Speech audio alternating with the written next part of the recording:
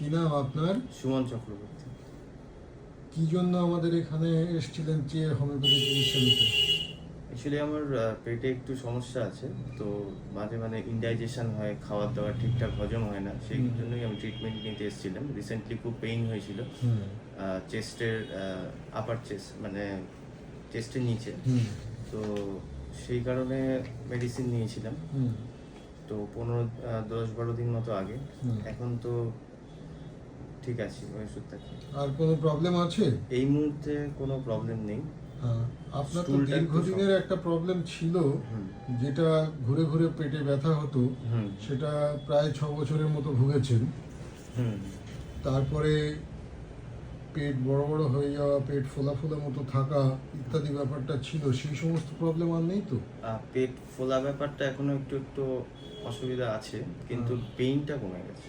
এমনি আমাদের এখানে হোমিওপ্যাথি চিকিৎসা করিয়ে আপনি সন্তুষ্ট? একদম। ঠিক আছে।